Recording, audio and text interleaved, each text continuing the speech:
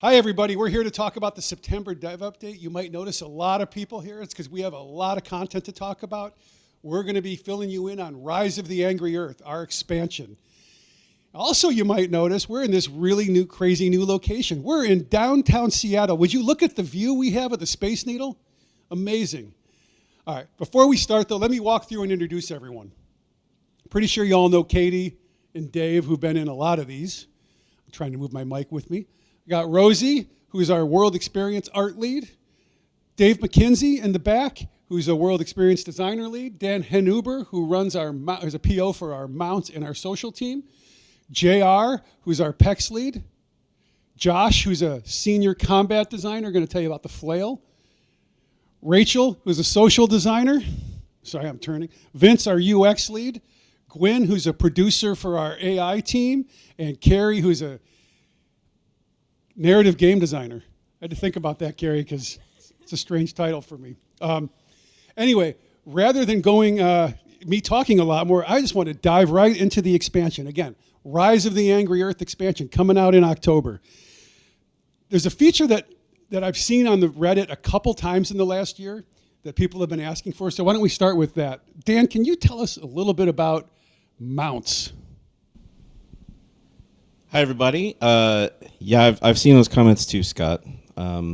So when you hop into the Rise of the Angry Earth expansion, if you open up your map, you're gonna see an icon, and that icon is it's a horse head icon.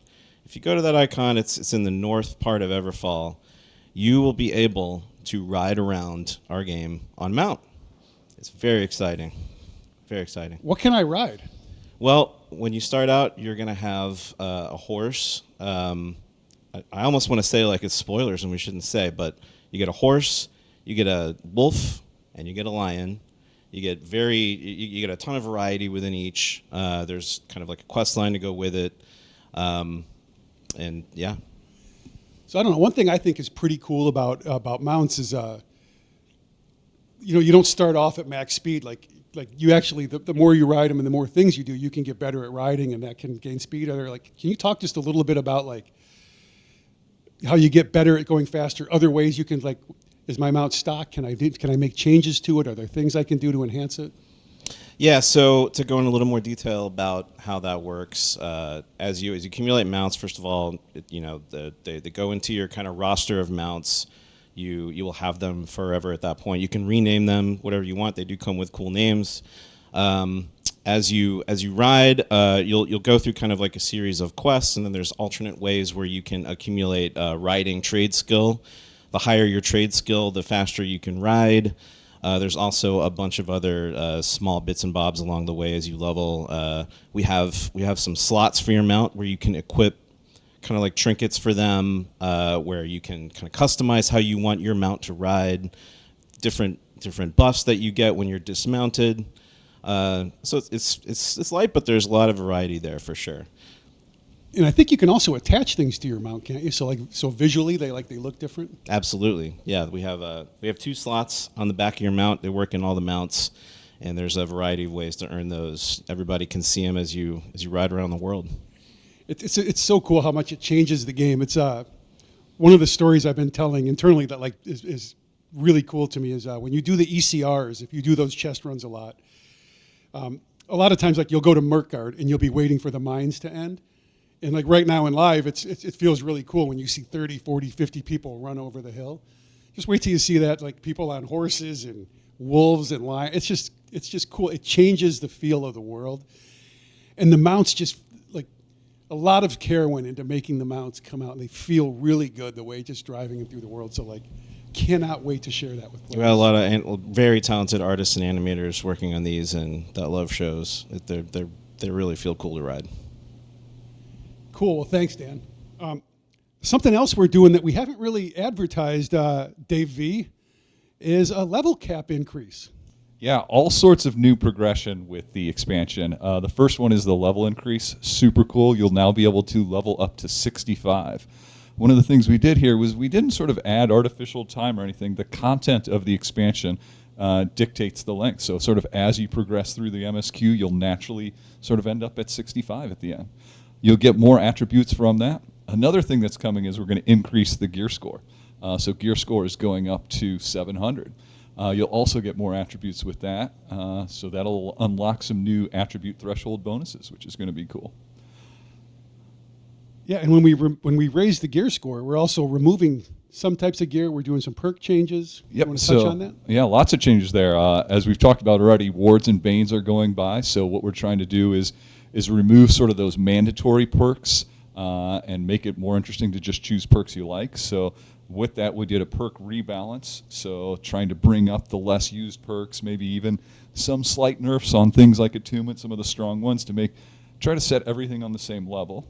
Another big change is, we're removing expertise, and with Umbral upgrading also. So lots of big changes coming to it. One of my favorite pieces is loot biasing, right? So what this is you'll be getting less gear, but gear that matters to you more. It'll be based on, what weapons you have equipped, what your equip load is, your attributes. All these things will affect your drops so that they'll matter more. Yeah, and with that comes some trade skill changes, right?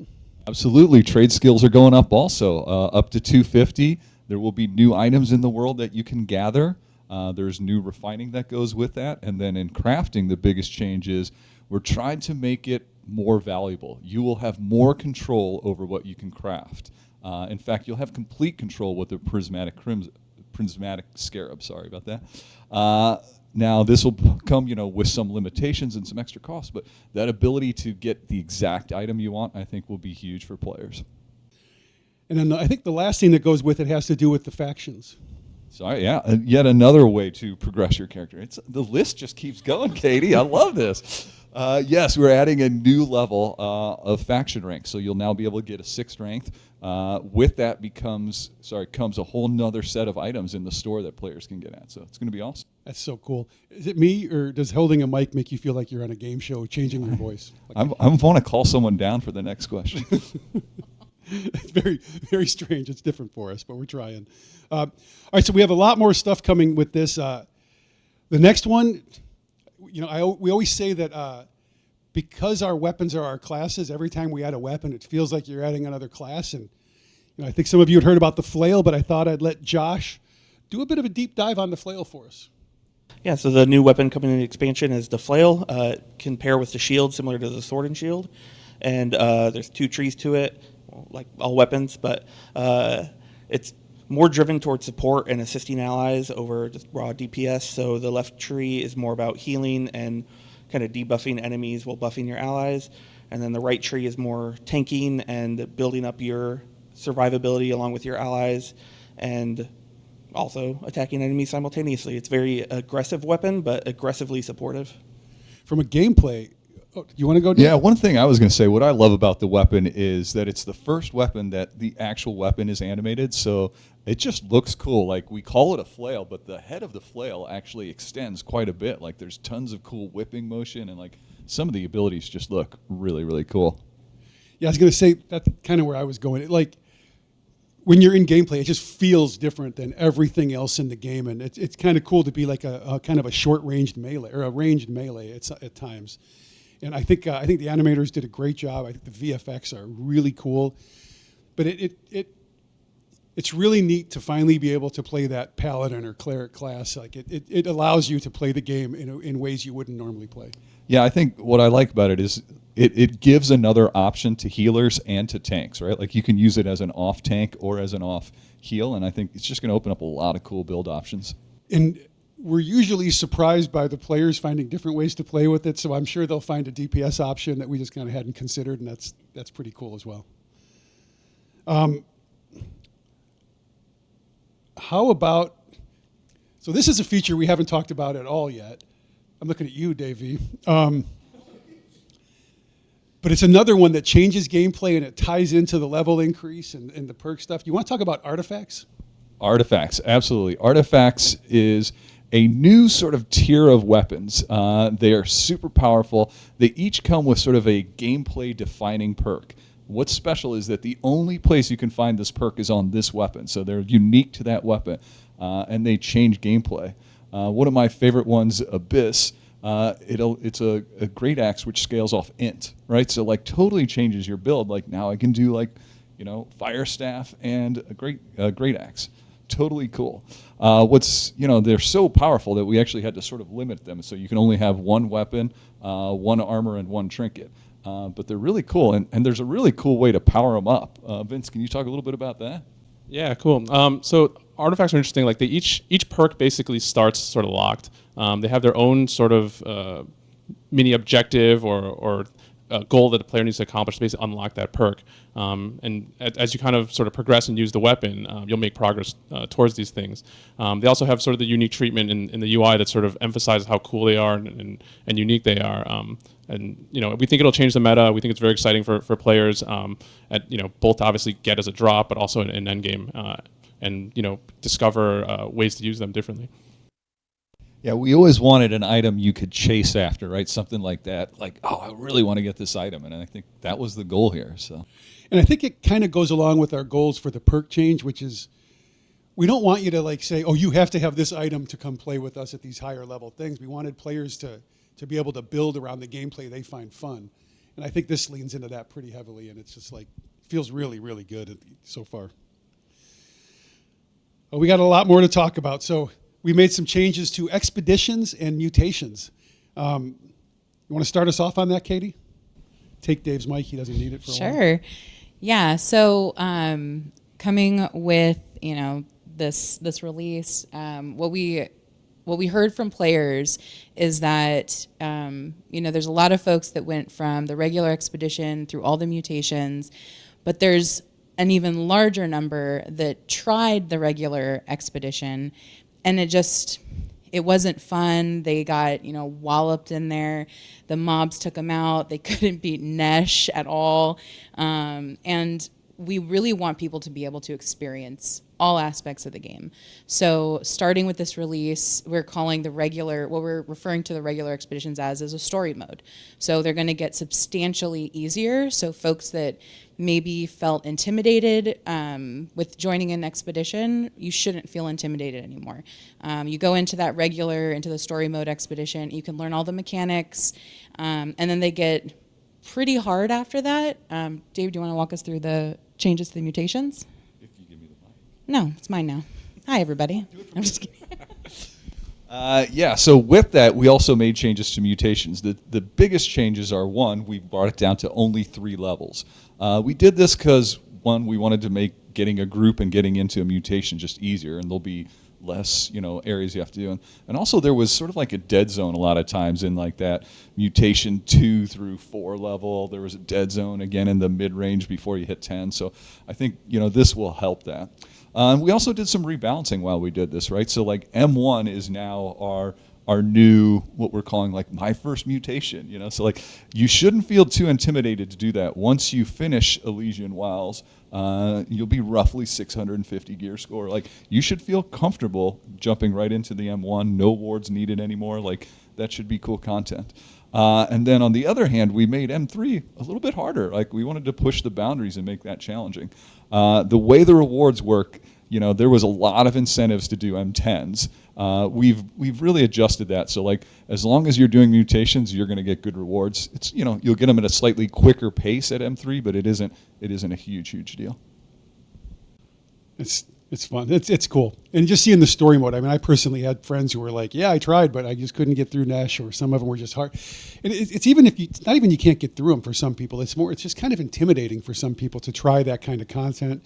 They feel that added pressure. So I think this is going to expose it to more people, and we still have the mutations. And I think with the change to mutations, you're going to be able to pile in them a lot faster and run them a lot more. I think these are great changes.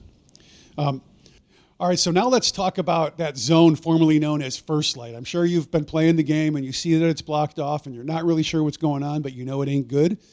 It's now Elysian Wilds. And I'm going to let Rosie take us. We're going to start with the story. So why don't you take us through the story? All right, so Adiana is just furious about the destruction of the Mother Well, and this is her response. She's taken over First Light. It's a complete and utter takeover. We were going for a totally new look. So it should look like it's completely taken over by her. It's the invasive, and it's sort of the expression of her power and her anger.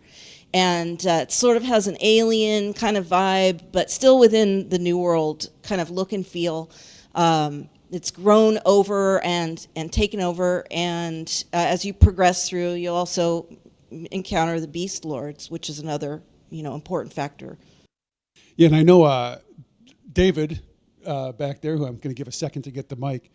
Like, I remember early on when we were talking about it, just like the experience you wanted to create when you go through the gates of it to be like, so like, hey, I'm not in Kansas anymore. Like, this is a new zone. You want to just talk about that? Yeah. We really wanted to show something unique and different that you have never seen in New World before.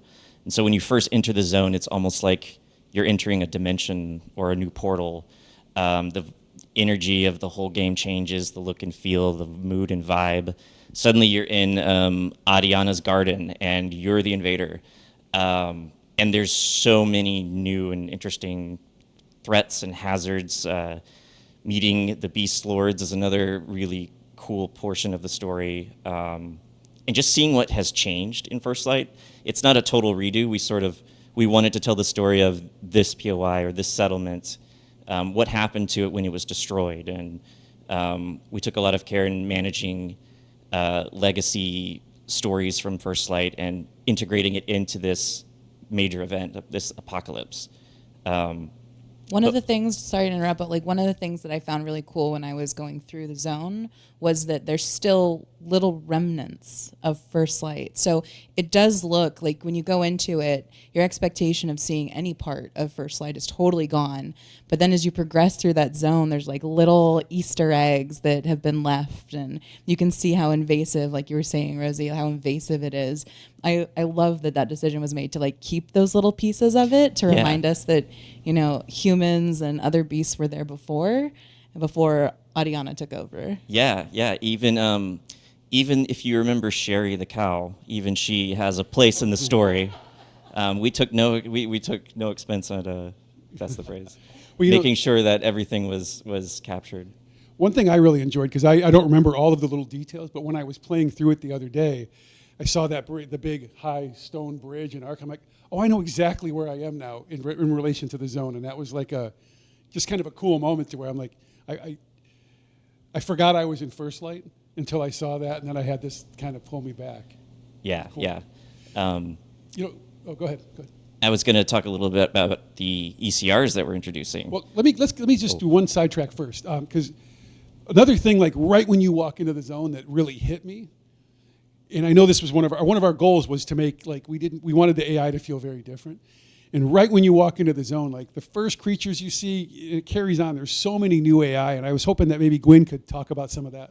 Oh, I would be happy to talk about that. My favorite thing when I first went into the Elysian Wilds is, first of all, you're hit with the zone itself. It's so beautiful, but things get so much more terrifying when you find yourself surrounded by armored dragons and mammoths and all these crazy new creatures. It feels so primordial, and it's so heart-pounding when you've got these big beastly creatures all over you. So you get to fight all these new creatures. We got the Hercene family introduced for some new narrative, and we're just getting started with all of them. Well, it's not just the beasts and creatures, right? I mean, like, you run into the woods to hide, and then a mushroom might attack you, or like other things are alive that like holy cow, there's nowhere safe here. And don't forget, we've got, if you liked squishing the scorpions in Brimstone, you're gonna love that with the beetles that we've got in the Elysian Wilds. I know, I love squishing a beetle. Awesome. All right, so David, you started talking about ECRs. So let's get back to that. I know you had a lot of fun with some of these. I do want to talk about those beetles though. They also glow, and they're fireflies. And at night, the entire zone becomes this bioluminescent wonderland as well, which I really love. But the ECRs, there's actually two major ones, and then two sort of elite overlords that we introduced in Brimstone. The two big ones are very beast themed. This is where you'll meet some of the new creatures, and you will have access to new resources. They're are now apes in First Light, and one of the things you can Wait, now what's find. First Light? Oh, sorry, Elysian Wilds. Okay, thank you. Now you can, because of those, now you can we added bananas to a lot of the trees in the game. So now that's a new resource. There's lots of new stuff to gather as well. But there's one ECR up in the north of Elysian Wilds called the Isle of Zervan. And this is just like a large open area designed for mounts in a way. You climb up this great like trial and challenge as a group. There's multiple puzzles to get through and advance to the top. There's magical bridges that appear once you commune with the Beast Lords and receive their power. You can activate them and let everyone in the ECR travel across together. There's a lot of cool surprises on them, and there's 2 giant, lions at the very top that can leap and go around the arena there. It's really cool, and the view from the top is phenomenal. There's another one in the south called Tribunal Highmount, and that's another beast-themed ECR, and that one is cool because you see a lot more variety of creatures that we don't have in the other. So you'll see lizards, giant lizards, you'll see chameleons that can go invisible. And if they die while they're invisible, you still have to find their body to skin them, which I think is a cool feature. But you'll dive into some ancient ruins and you'll defeat a number of things, and you'll pop out right next to the expedition entrance to Savage Divide. That's a really fun one.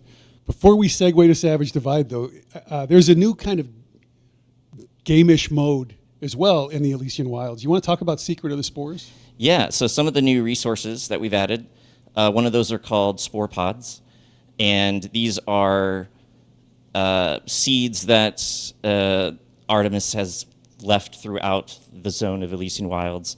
You'll have to meet a certain NPC in the first little town that you get to.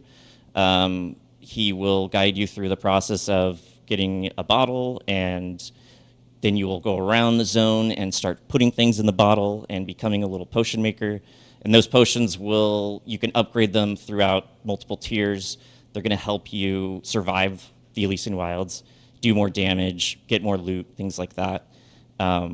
It's a unique element similar to sort of the sulfur and sandstone loop that we had in Brimstone, but very nature-themed and gathering-themed, and it's really cool. We also have a new affliction.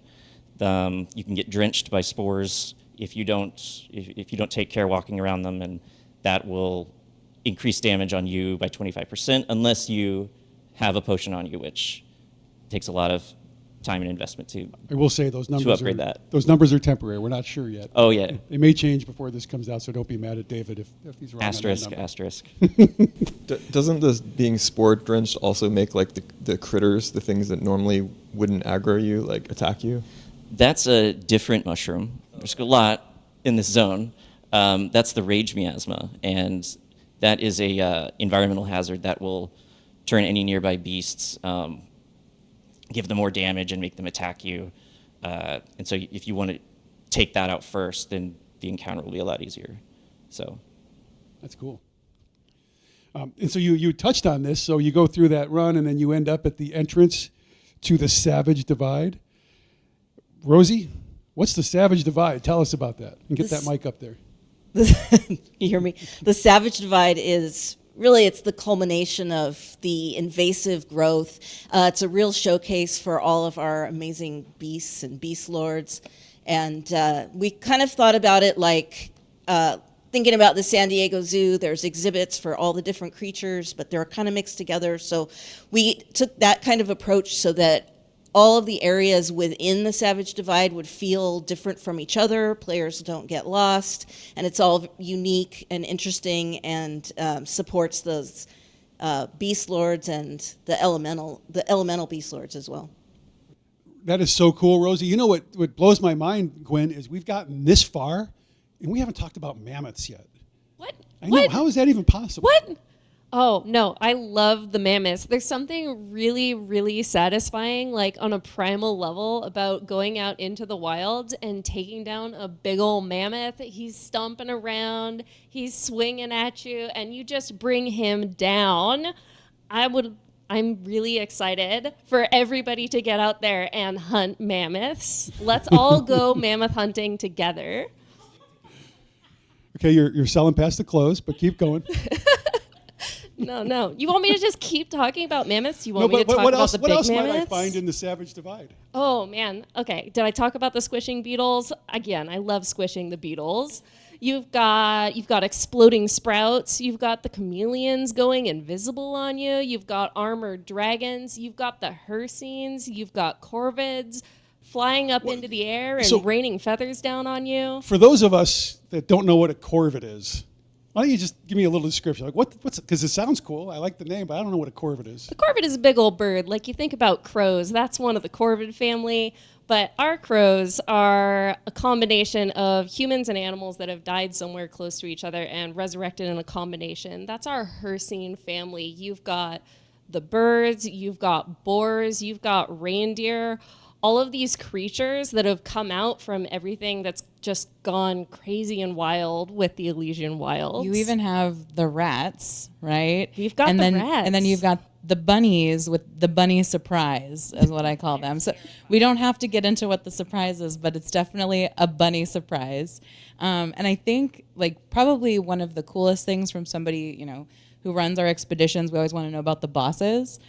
I think that these bosses have very cool and unique mechanics that players have not seen before. There's mammoths in the expedition too. Hello, the biggest mammoth of all. I think what you have to realize with our Savage Divide is with everything that we've been doing in the Ennead, in Brimstone, we've unleashed a whole new level of magic into Eternum. So everything that you're seeing in the expedition has gotten a lot more wild and crazy. You've got everything is much more magical.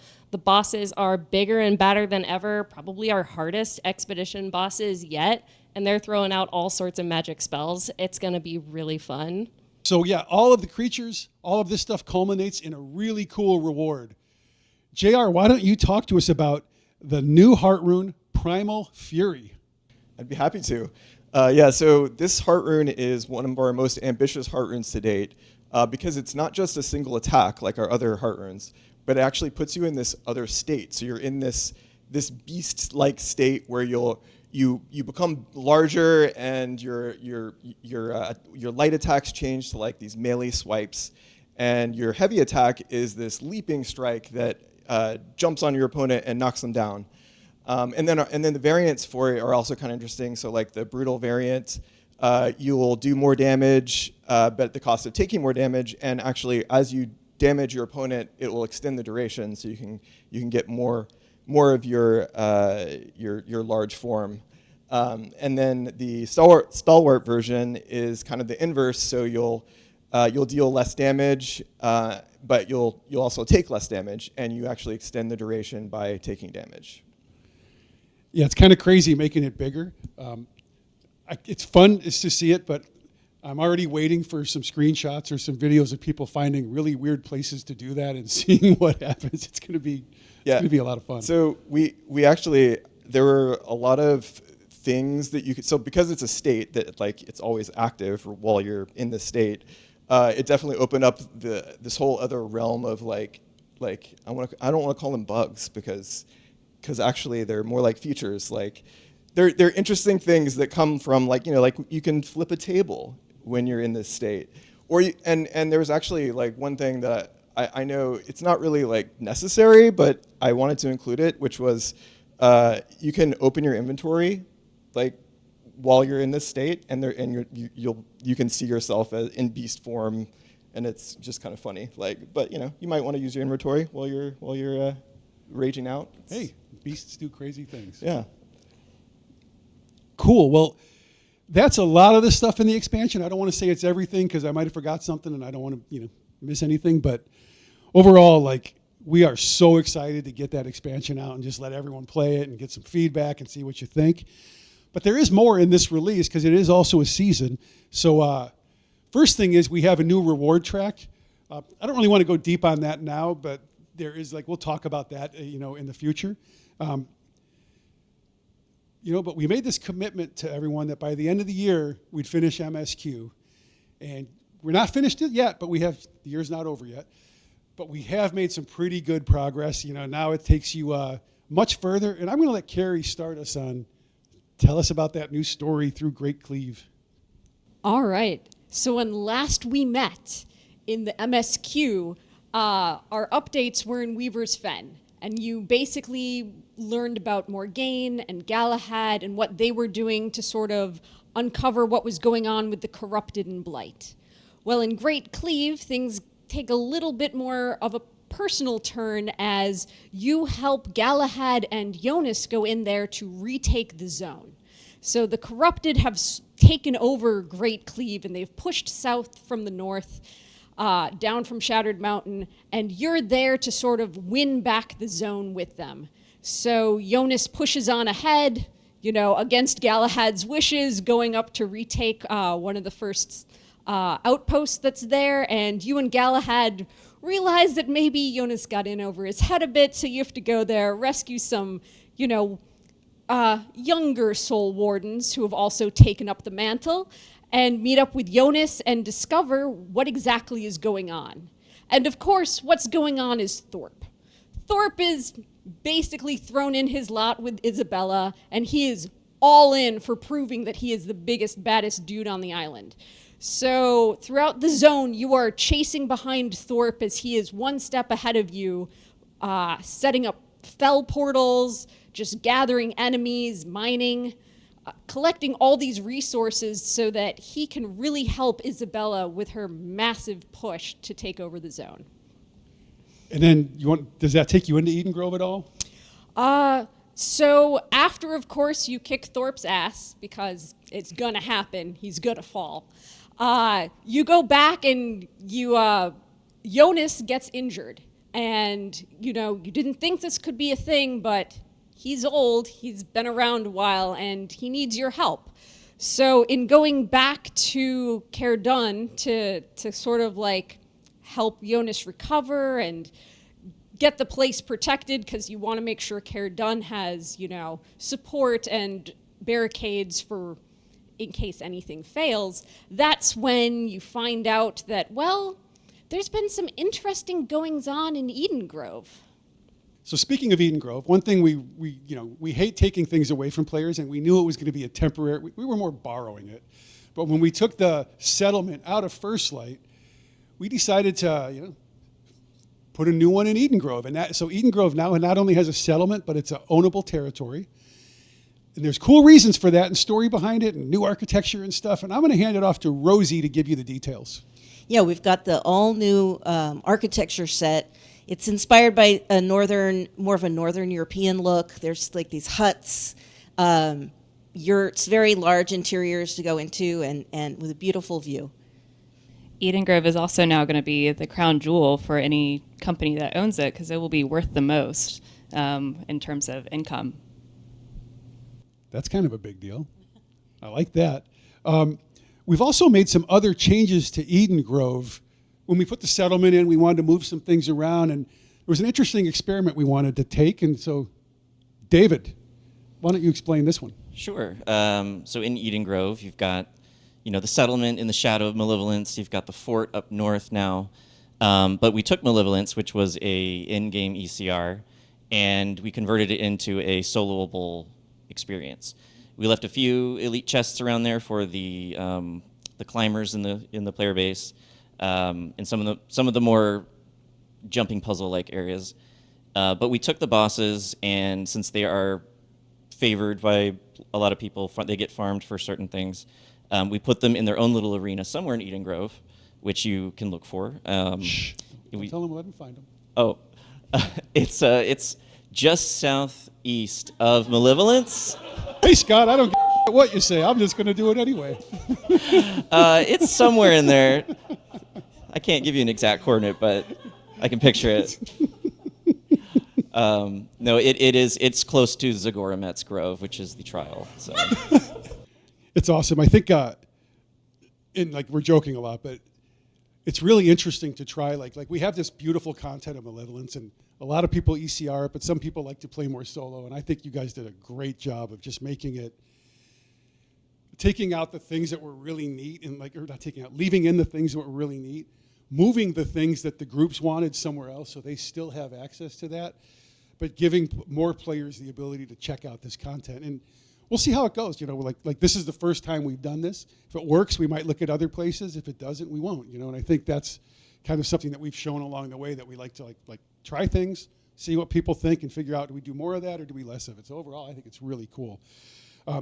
We have one more thing to talk about, and I'm going to let Rachel fill us in. We've talked a lot about like some of the influence changes we're making, but we haven't got really specific. So she's behind me. Rachel, Yes. you want to go ahead and talk about that?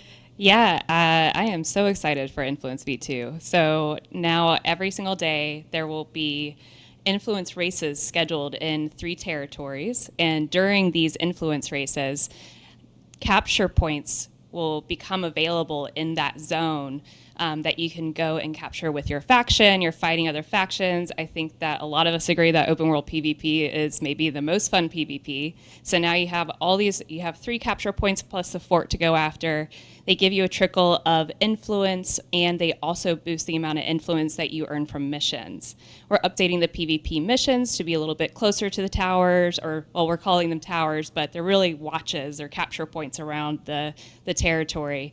But they'll be, the PvP missions will be a little closer in. And so it'll be very well rewarded too. So you get a lot of, as I saw, a lot of going towards your PvP rewards track during these 45 minutes of the influence race. Outside of the influence race, one other thing that we're adding in is that a fort lock. So every time you capture a fort, it will be locked for an hour. There will be a timer on the map, so you know when that fort is going to be ready to be unlocked again, and you know when to go after it. But also your faction now gets that guaranteed benefit for an hour from that fort. I think it's pretty cool. I mean, well, go ahead, Dave. I was just going to ask, so win or lose, does a war happen now? Is there any Oh changes yeah, there? good point. Sorry, I didn't even say the most important thing about influence. It's what obviously allows your company to go to war, or your faction go to war against the owning faction. At the end of every single influence race, as long as a faction has earned influence and has earned the most influence during that race, there is a war. That territory does go into conflict, and there's a war the next day. And I think it's safe to say we're going to be watching really closely, and we have a lot of like dials we can turn based on how players use this, and like we're going to be paying really close attention. Yes, absolutely. So lots of different things we can change while we watch all y'all play. I'm excited to see all the Twitch streams, YouTube videos, all of it. That's cool. So we've covered a lot, and I want to thank everyone here for doing this. The format's been a little challenging with the mics and the way we're all sitting, but I think it was cool. It was fun. I'm sorry, David, you got something to add? One quick announcement, the PTR is coming soon. How specific is that? Soon. But it's getting there. As soon as it's ready, we'll put it up. And I think that's it. If you like what you saw, please tell us. Wait, I'm going to interrupt you. So there is something that's going to be different about this PTR phase that I want players to get ready for. So once the announcement goes out, this is going to be a short PTR phase.